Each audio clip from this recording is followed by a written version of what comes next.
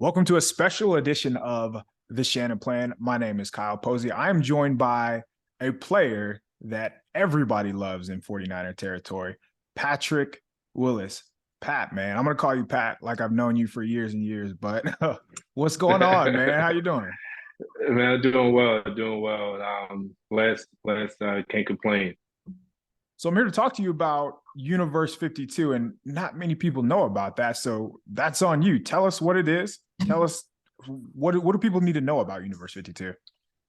Yeah. Well, Universe 52 is it's an NFT project, but it's a platform that I'm able to get into some amazing digital art. The art is created by some amazing Rob Pryor Studios who done some of the Marvel comics in the past, and so just getting a part of the digital world, and it's a platform that hopefully that me and the Universe 52 community can have a good time. They can get some digital arts. We also working on some live time events. We've already had one already, so yeah, just a digital platform that hoping to get going. Digital's for sure where it's at moving forward. How'd you get into that? Are you big in the art game or what? Yeah. I've always been a fan of art and always been a fan of technology. And this space right here is a new space, and it's all about growing and finding ways to continue to connect with the fans. And this is one way that I'm able to do that. And I know the NFT world has some negative connotations or whatnot, but we really working to make sure that this project is all of the above.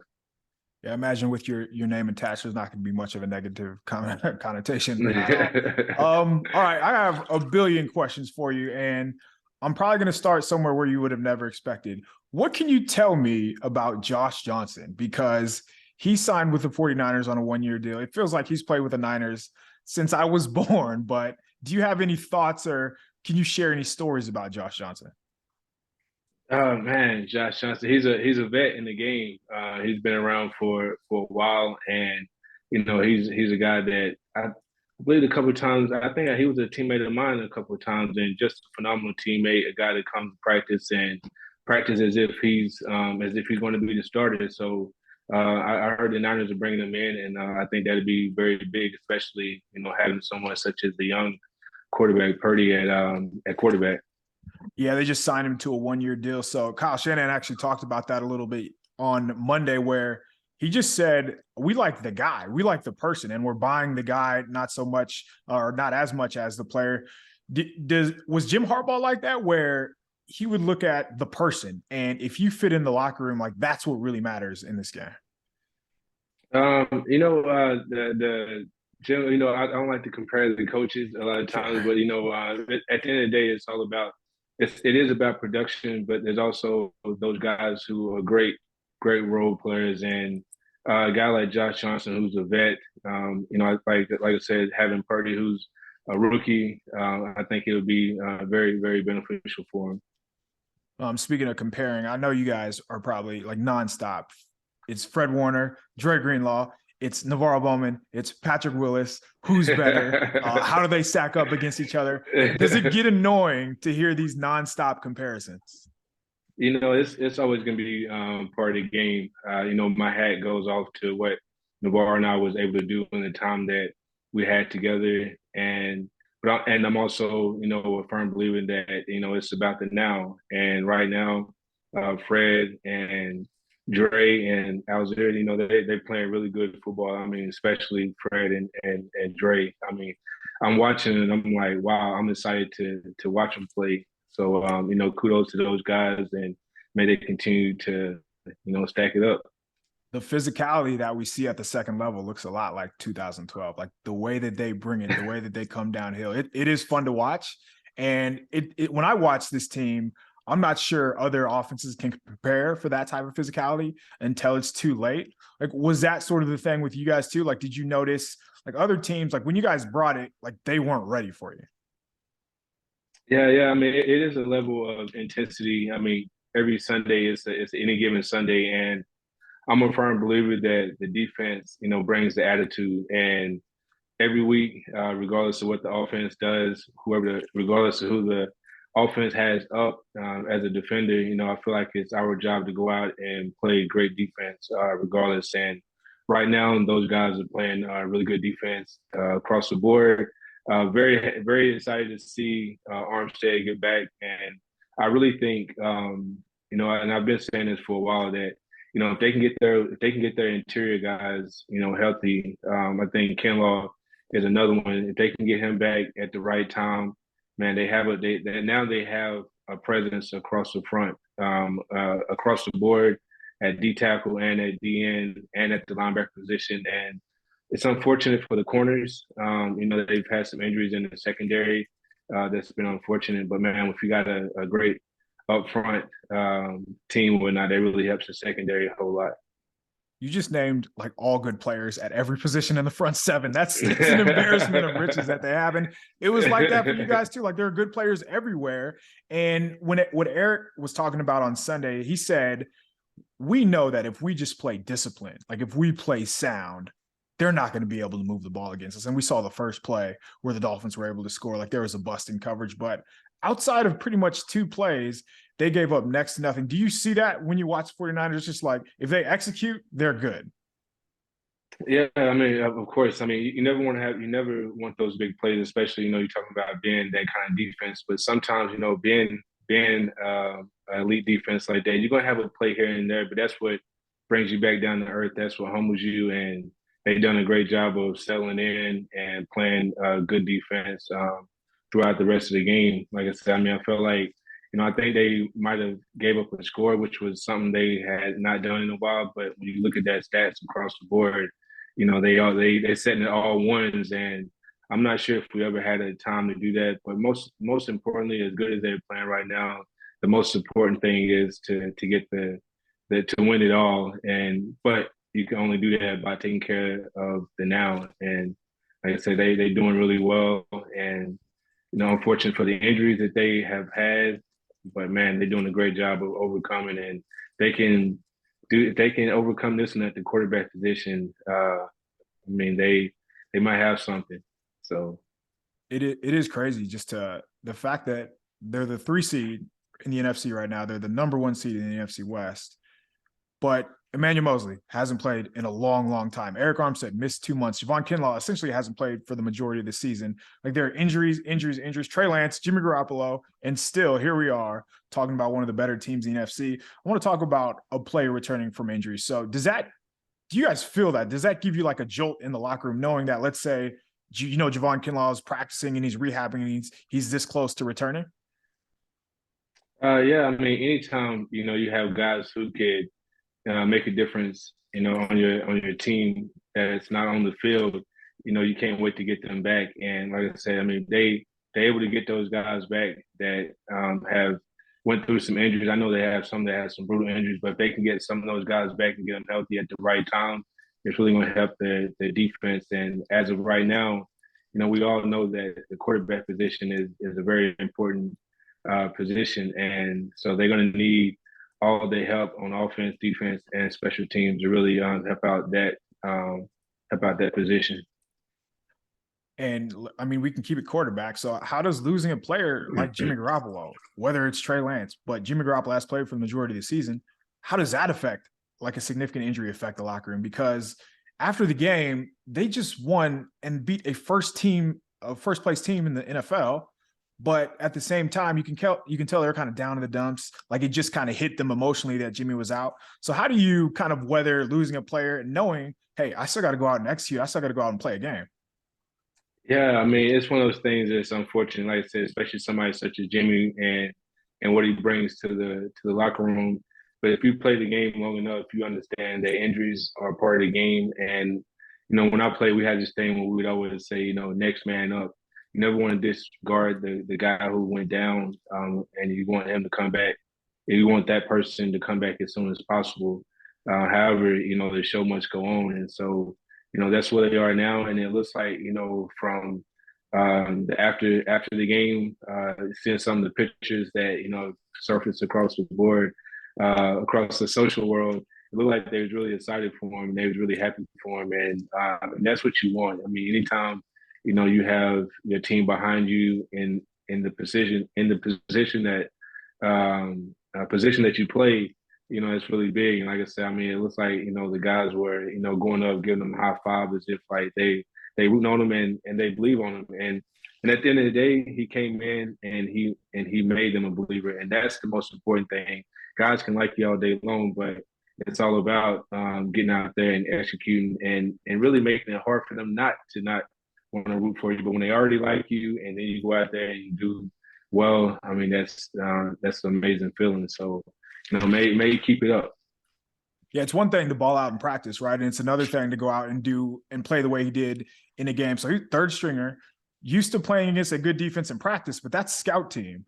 He didn't get any reps with the starters. Brock Purdy comes out and throws a touchdown. And I guess more importantly, just keeps the offense on schedule. And I think one of the coolest things about the 49ers specifically is that everybody's rooting for everybody. Like when the receivers make a play, you see everybody celebrating with each other. So when you watch the game, are you watching as a fan? Or are you critiquing like, Fred, you should have filled this gap. You guys should have wrapped up the tackle here. Like, how do you watch the game now? Yeah. I just enjoy the game now. There's times where I see certain things here and there that, I'll ask myself like, man, why did they not make this check? But for the most part, I just watch it as a fan now, just being entertained. But, there's still the eye that I have for it. But I mean, those guys, like I said, they playing such good football that it's hard to even look at, all the things that they may not be doing, right on point, which I know when you watch film, you're like, you can be your worst, critic, but, across the board right now, and they just playing lights out and it's entertaining to see. Yeah, when you watch the defense, it feels like if I were to ask you, identify the biggest weakness on the defense, like you get to nitpicking, right? Because maybe they don't force a turnover for 2 games, but they're not missing tackles. They're not giving up plays. They're not allowing points on the board. They didn't allow a second half point for 9 quarters prior to this last game. So like, what would your answer be if I were to say, what is the biggest weakness on this defense? Man, I mean, at the moment, if you're looking at it on paper, considering that, where they have had the injuries, you would say the secondary. But like you said, right now they've been able to not really show as if they've, dropped off at all, even having the injuries that they have. Man, if I'm looking at it, I would say, yeah, I would have to say the secondary. Considering that they did get Armstead back in the middle of, if he didn't come back, I was going to say maybe if I was another team, I would say, you know what, we're going to find out if their nose or if their front interior line can really hold up against the run. But nowadays, it's a real, I call it like pass happy type of offense. I don't want to say that. Oh, you can call it what it is. You can call it what it is. He be running the ball as well, but a lot of it just set up like it's setting up to the play action and to get the pass game going. So, but yeah, I mean, it's at the moment I would say the secondary to maybe the other edge away from Bosa. Again, I think that's what really, and it showed too. Because he showed out this.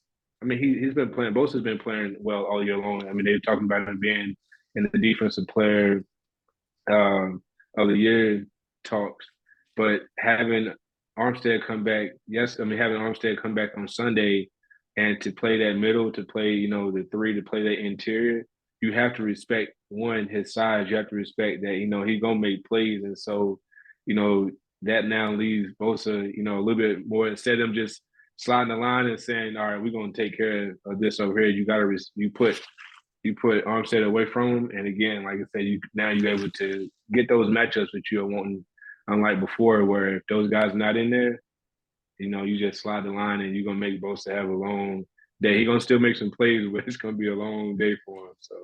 Well, that's kind of what happened. I don't know if you remember the Jimmy Ward interception. So they slid their protection to the left. What you do is you leave Arik Armstead one-on-one with your right guard. You are not going to win that matchup. He pushes the pocket, gets his hand up, deflects a pass, and Ward is able to get an interception. So it's kind of a catch-22 in that regard. I'm glad you're hyping up Armstead because he does not get the love that he deserves, whether it's against the run, which you're never going to make the flashy plays, right? He has to eat double teams. But when he gets one-on-ones as a pass rusher, he's just incredible. I mean, he's been versatile pretty much all of his career. And I think the best move for him was moving him inside permanently because he's just like a walking mismatch inside. I mean, he is. I mean, and you are right about that, Kyle. I feel like he does not get a whole lot of credit for what he's doing. I mean, for what he's able to, bring to the defensive line. I mean, I will say, man, I'm a big what word am I looking for? I'm a big I believe in the defensive line. And when I say I believe in the defensive line, as much as I want to take credit for being a linebacker that I was, I was grateful to have a defensive front and Justin, Ray, Isaac, Abrayo. I mean, because we worked well together, and those guys were very unselfish guys. And we also talked about it oftentimes, man, when you get one-on-ones, you have to win them. And so we prided ourselves on when you get the one-on-one, you're going to win. Even when you get double teamed, you're still going to win. Right. So yeah, my hat goes off to the defensive front and just what they do in the run game and the pass game. You talked about Bosa, and he's been dominant. He just had 3 sacks. He leads the NFL in sacks now. You played with one of the best pass rushers of the decade, arguably, in Aldon Smith. How do those two compare? How are they different? And who do you give the edge to? Man, I mean, Bosa, I mean, we played a 3-4, and them guys are playing a 4-3. Though, Aldon did put his hand in the dirt at times. I mean, they're very unique in, how they pass rush, very fluent. And I mean, they're very both natural. It's almost like not that they don't work, but it's almost like they don't like they trying. I don't want to say don't like they're not trying, but you know what I'm saying? Some guys, they just make it look almost effortless. And that's how I used to look at Aldon. I used to just be like, man, Aldon, can you teach me how to do that? And he would just be like, Pat, you just got to flow like this. I'm like, and I would try to technically do it. And he's like, no, you don't feel that. And I'm like, feel what, man? What you talking about? And so, I mean, when you're thinking about it like that, I mean, both those guys, I mean, I couldn't imagine both of them being on the same team at the same time. I mean, having somebody such as Bosa, who may be a little bit better, on the run game, could be a little bit more stouter when it comes to the run game, perhaps. But I mean, both of them are very unique caliber players, and Bosa, like I said, in the now, I mean, he's playing some very good football.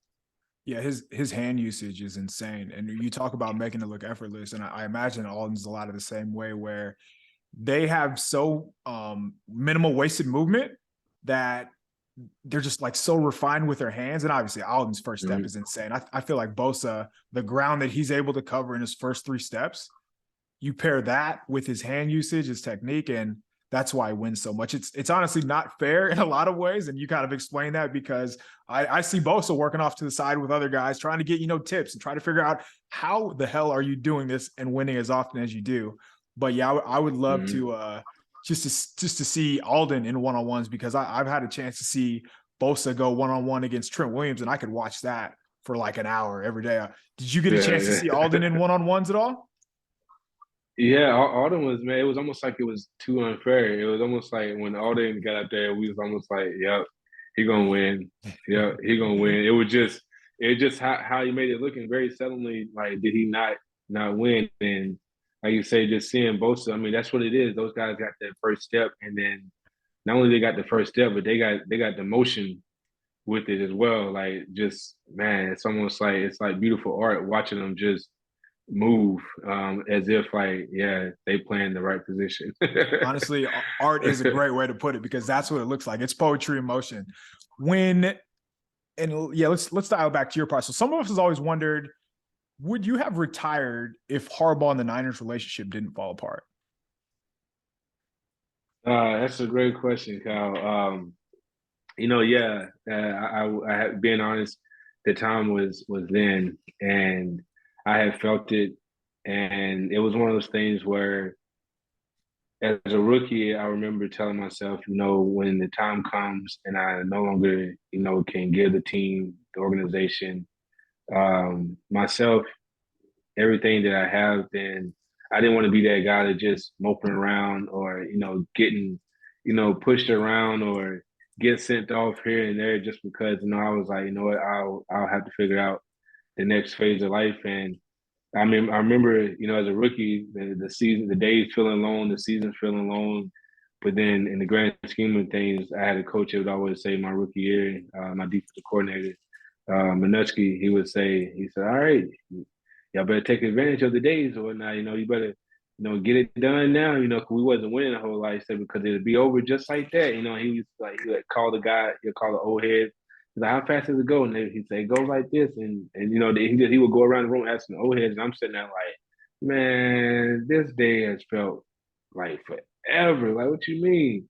But then when that day came, I never forget being like, no, not right. Not, I mean, right now, not right now. Not, but given, that just that feeling I had in my gut, my heart, and my mind, they just wasn't aligned anymore. And without that, I'm not the person that I know I could. I'm not the person, the athlete that I knew I could be. And again, that's when I told myself it was time to just how everything kind of transpired. It was just kind of, You just it was know, Steve right? Jobs who said, yeah, it was Steve Jobs who said, those who can connect their dots can see their future. And I remember just seeing how my dots were connected and then seeing what was going on in the organization. And I was like, yeah. And then just understanding too that Navarro, I mean, he was the next protege in line. I felt like, to take that defense and the team, on to wherever, it was to go. But for me,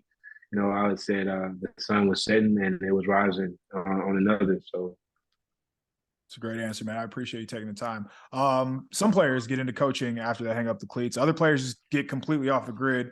What's one thing that you've done since retiring that's giving you the closest thing to an adrenaline rush, like when you play?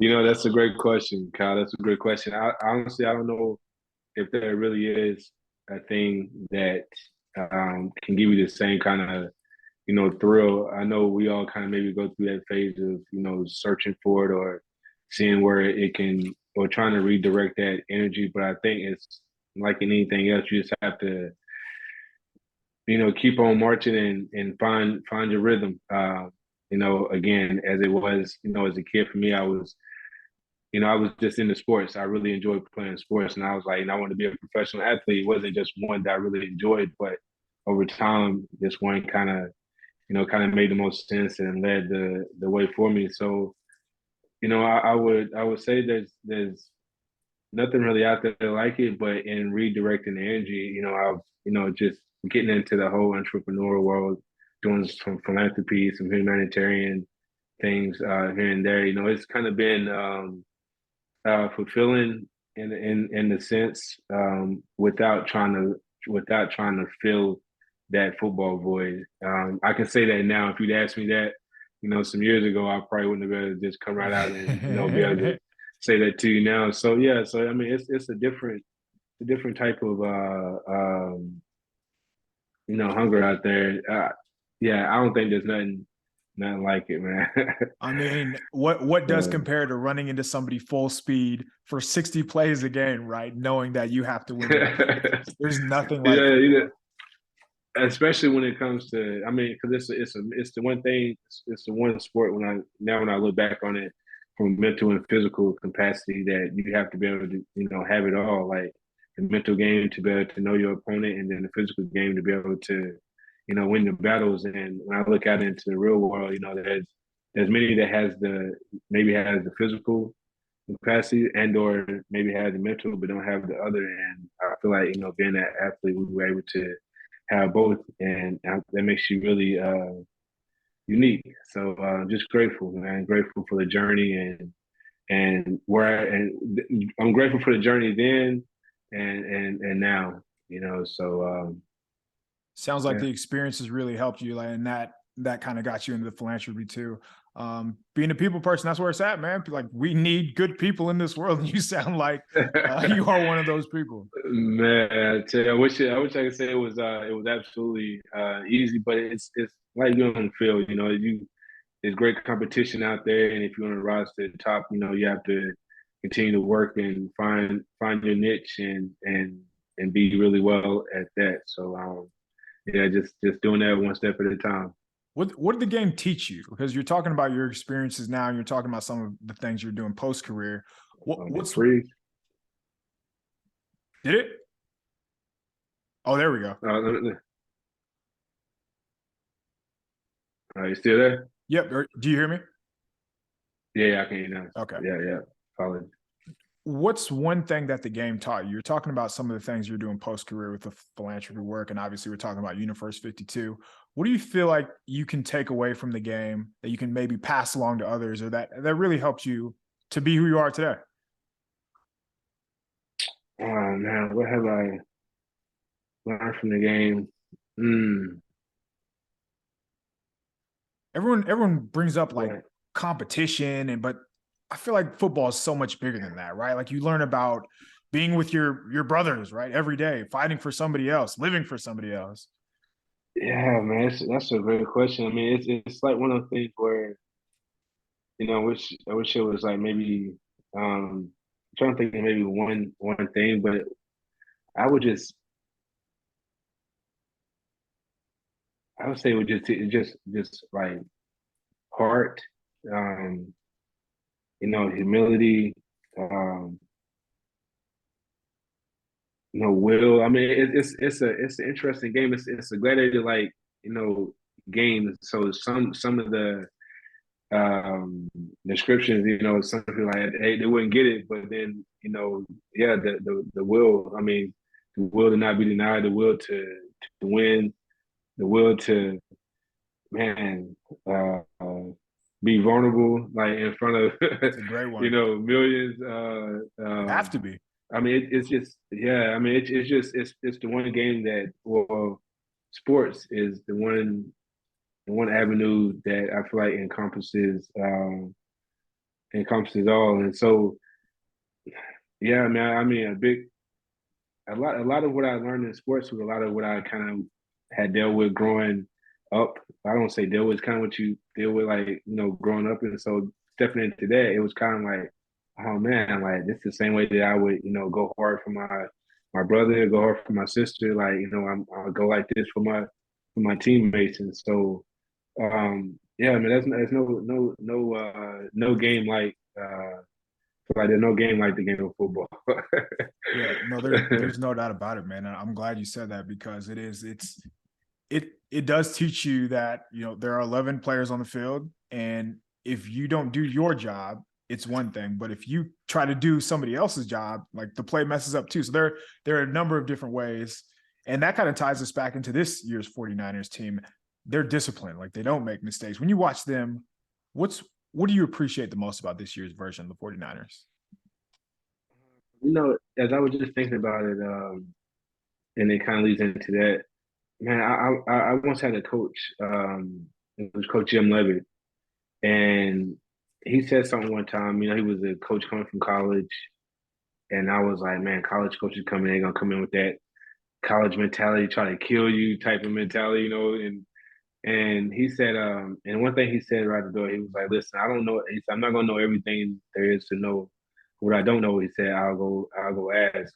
He said, all I ask is that we leave our egos at the door and we come in here, hungry and want to learn and to get better. And I remember saying, like, wow, I like this coach. He's gonna be all right, because that's the one thing that I saw in a lot of, just throughout teams, whatnot, the egos, like, I should be getting more of this. How come just all those things, opposed to just being like, I'm just gonna keep balling, and when it's my time to be hot, I'm gonna be hot. But in the meantime, I'm gonna continue to do, what I'm supposed to do to, help someone else. And so with that being said, I feel like watching these Niners, man, it seems like they got a guys. It seems like they have guys on their team who are very, man, credible in the sense of having the credentials of all pro, Pro Bowls, and yet they just want to go out there and win. And from the outside looking in, I know that feeling. Well, from the outside looking in, I mean, it's amazing to see that it doesn't look like they have that kind of animosity going on amongst them that you see on some other teams and stuff. Sometimes, I mean, I don't want to say that because you're gonna have moments or whatnot, but it looks like they're doing a great job of being able to handle the success that they're having, and being someone who's been on the inside of that. That's a great recipe for a for team success, and yeah, and they're doing a great job in the sense of Harbaugh would say, "Rising tides lifts all ships, loose lips sink them." And man, he's absolutely right about that. So yeah, kudos to those guys and what they are able to do with the success that they are having, in the sense of how they seem like they are, about one another. Yeah, it's nuts. I mean, think about it. You got Debo Samuel, Brandon Ayuk, George Kittle, Christian McCaffrey, like all of these dudes. Like if they don't, you could. Why would you blame them if they didn't get 10 receptions or 10 touches, right? Because they're used to being the man everywhere they've been, but you don't see them complaining, right? You see them celebrating everything. So I feel like they should get credit for that. It's not easy. Do you remember things being as crazy as they are now with the Niners? Like just today, Jimmy is probably going to come back for the playoffs. The 49ers were flirting with the idea of Baker Mayfield. They didn't get him Baker Mayfield. Now we're thinking about maybe where's Trey Lance? Like we're getting bombarded with news nonstop. Was it like this when you were playing? I mean, the social media world was just more so Twitter in that sense. I mean, Instagram just came out, but I was kind of like, right at the tail end of the beginning of the social media world. Like I still had it a little. Still, it was still just not happening, but it wasn't as crazy as after. I remember a few years after I got out, I was like, wow, man, this thing here is really, taking things to a whole nother level. So I don't think only time we would ever really see a whole lot was maybe on Twitter or on ESPN, where now on your gadget, that's where your eyes are stuck to most of the time. So it seems like it's just like nonstop. But with that being said, I mean, there was always, something, going on here and there. But like I said, just the exposure, you didn't see it as frequently and as much as you can now with just having it on your device. You would just see it maybe Twitter or maybe ESPN would have it, going across the ticker. Where now, social media is, you can get on there and nonstop It's looking. So it's insane how much times have changed in the last decade, man. Like you're talking about the ticker, and we used to be glued to that bottom ticker because that's how we would get the information. Mm-hmm. And now you can get boom, boom, boom, like notifications right away. It's nuts. All right, last one before I get you out of here. I'll let you pick best Jim Harbaugh or Justin Smith story.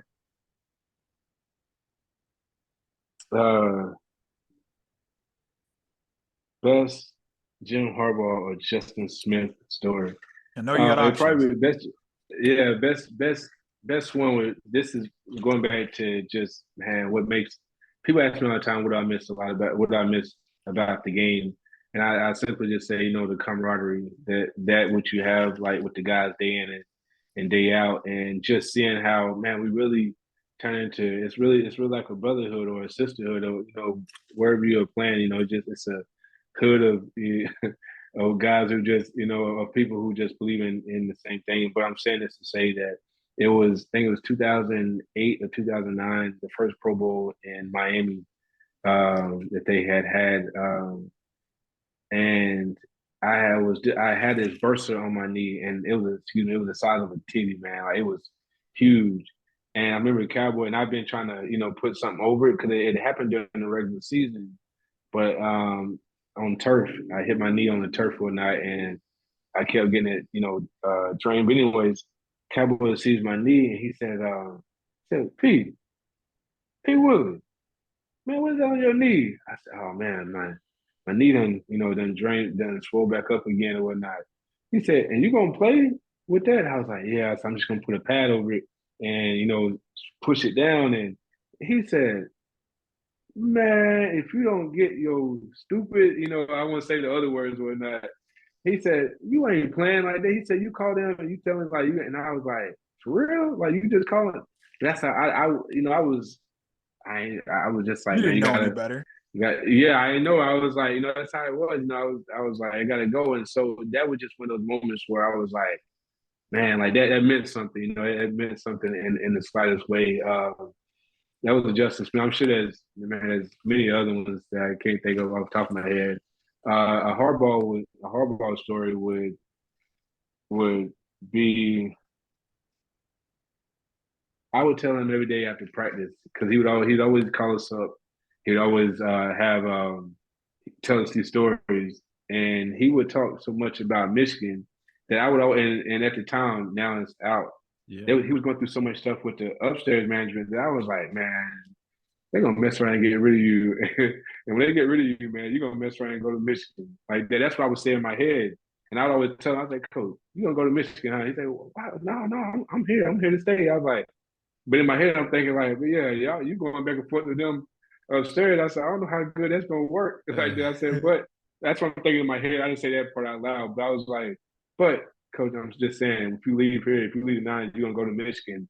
And it wasn't, after he was fired, I think like just a little while later, he ended up in Michigan and whatnot. And I remember wanting to text him and tell him like, Coach, I told you so. Just here at the reunion we just had, I was able to look out. It was actually me and Bosa set like we was going to every game or whatnot. And he sat right up in front of us. I said, hey, Coach, remember I kept telling you that you was gonna go to Michigan? You kept telling me I was crazy. Like, how do you know? I was like, because I would just listen, and nobody keeps talking about this if they ain't got it, if they ain't in their subconscious or if it's in their mind. So yeah. So shout out to Coach Harbaugh and him. I think he just won the Big 12. About to just won the Big 12 championship, and so About to go to the yeah. So playoffs, shout man. out to him. Yeah. So great times, man. Great times for sure. That's all I got for you, man. You were awesome. You were amazing. I appreciate you taking this time. We weren't supposed to have you this long. Remember, everybody, go to universe52.com. Pat, anything else you want to plug before we get out of here? Yes, I do. So right now on Universe 52, we're doing a giveaway, not just any giveaway. We're doing this actual game defensive ball that was given to me after a win, after we beat the St. Louis Rams on December 1st, 2013, which was 9 years ago. Crazy how fast time flies. But this is the original ball, just like on Twitter, they got the blue check, or Instagram or something got the blue check.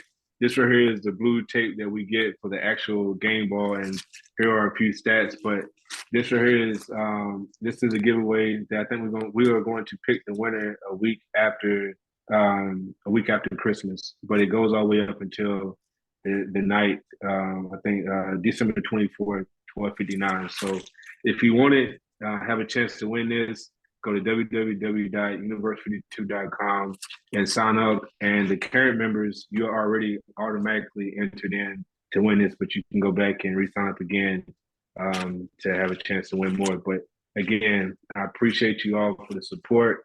And again, most people say, man, why are you doing all this? You don't have to do none of this. You can just sit back and chill. And yeah, you can, but then you get stale. And life is about progressing and moving on. And so that's all I'm doing. And so for those who, riding with me, I appreciate the support. And that's what Universe 52 is about. It's about connecting back with those fans, giving them great things, but then also, showing love to them for their support. So go check out universe52.com, and also go check out my nonprofit at the Winker's Mind, thewinkersmind.com, and you can see what I'm doing for my nonprofit on there, the Winker's Mind Youth Fund Foundation. So again, I appreciate you all. Kyle, thanks for having me. It's been an honor.